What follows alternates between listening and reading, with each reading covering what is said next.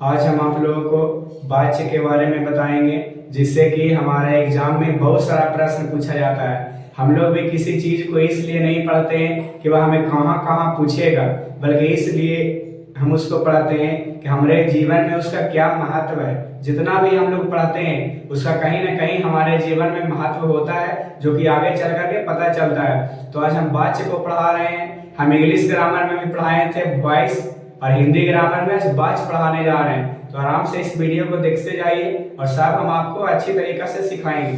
सबसे पहले जानेंगे कि वाच्य किसको कहते हैं। वाच्य को इंग्लिश में वॉइस कहते हैं, वॉइस, जो कि इस चैनल पर इसके बारे में दो वीडियो बनाया गया है, दो पार्ट बताया गया है। एक में इसका बारे में समझाया गया है और दूसरा पर इसके ऊपर क्वेश्चन बताया गया है। खैर, इसमें देखते हैं कि वाच्य किसको कहते हैं। कहा जा रहा है कि जिस शब्द से हमें यह पता चले कि काम को करने वाला या किसी सेंटेंस में काम को करने वाला या तो कर्म या तो करता है, या तो कर्म है, या तो कोई अन्य घटक है। और अगर जो हमें इसी चीज को पता करना हो तब हम प्रयोग करेंगे किसका, तो वाच्य का। फिर से, जिस शब्द से हमें यह पता चलेगा कि काम को करने वाला करता है, कि कर्म है, कि कोई अन्य घटक है, अगर जो इस चीज को हमें पहचान करना है तो हमें पक्का प्रयोग करना पड़ेगा वाच्य का।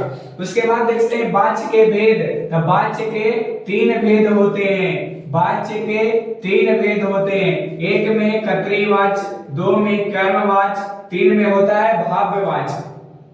कर्तृवाच्य, कर्मवाच्य और भाव्यवाच्य, ये तीनों जो भेद है जो बहुत इजी है, और इसको हम लोग और अच्छी तरीका से सीखेंगे। सबसे पहले जानेंगे कर्तृवाच्य किसको कहते हैं। तो हम उतना बड़ा किसी भी हम अगर जो चैप्टर को पढ़ाते हैं तो उतना बड़ा हम डिफिनेशन नहीं लिखते हैं। हम उस चीज को लिखते हैं जो बच्चा को समझ में आए, उतना जगह भी नहीं रहती है। कहा जा रहा है कि कर्तृवाच्य में क्रिया कर्ता के अनुसार होगा, कर्मवाच्य में क्रिया कर्म के अनुसार होगा। जैसे हम यहाँ पे एक सेंटेंस लिख रहे हैं कि मैं आम खाता हूं, यहां पे लिख रहे हैं मेरे द्वारा आम को खाया गया।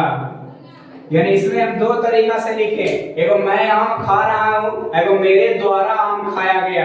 यानी जिस मैं आम खा रहा हूं ये हो गया कर्तृवाच्य, लेकिन मेरे द्वारा आम को खाया जा रहा है यानी पैसिव वॉइस है, यानी कर्मवाच्य है। तो राजीव सो रहा है, यानी इसमें जो क्रिया हो रहा है कर्ता के अनुसार। मैंने पानी पी लिया, इसमें काम को करने वाला करता है, और जो कर्ता के अनुसार काम होगा उसको हम कह देंगे कर्तृवाच्य। हम आशा करते हैं कि अब कर्तृवाच्य अच्छी तरीके से समझ गए होंगे। कर्तृवाच्य को इंग्लिश में हम लोग एक्टिव वॉइस भी बोलते हैं, एक्टिव वॉइस।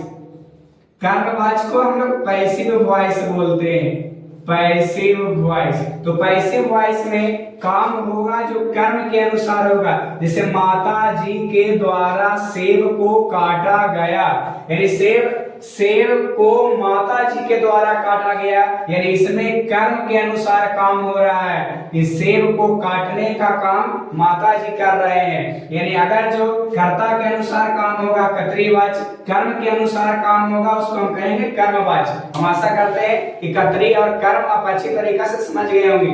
इसमें कर्ता और कर्म दोनों अप्रधान होते हैं, यानी भाववाच्य में ना ही आपको कर्ता दिखेगा और ना ही आपको कर्म दिखेगा। कौन काम को कर रहा है, कौची काम हो रहा है, जो कुछ आपको पता नहीं चलेगा उसका हम भाववाच्य कह देंगे। जैसे मुझसे पढ़ाया नहीं जाता, गीता से पढ़ा नहीं जाता, छोटे बच्चों से दौड़ा नहीं जाता। यानी एक भाव बता रहा है कि छोटे बच्चों से दौड़ा नहीं जाएगा। इसमें ना ही हमको कर्म क्या काम हो रहा है और ना ही इसमें कर्ता।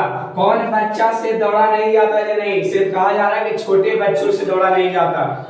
यानी अगर जो कर्ता काम करने वाला रहेगा कर्तृवाच्य, कर्म काम को करने वाला रहेगा कर्मवाच्य, और अगर जो कर्ता और कर्म में किसी के भी प्रधानता नहीं रहे तो हम उसको कह देंगे भाव्यवाच्य। यानी हम आशा करते हैं कि एक्टिव वॉइस, पैसिव वॉइस, कर्तृवाच्य और कर्मवाच्य और उसके बाद भाववाच्य आप अच्छी तरीके से समझ गए होंगे।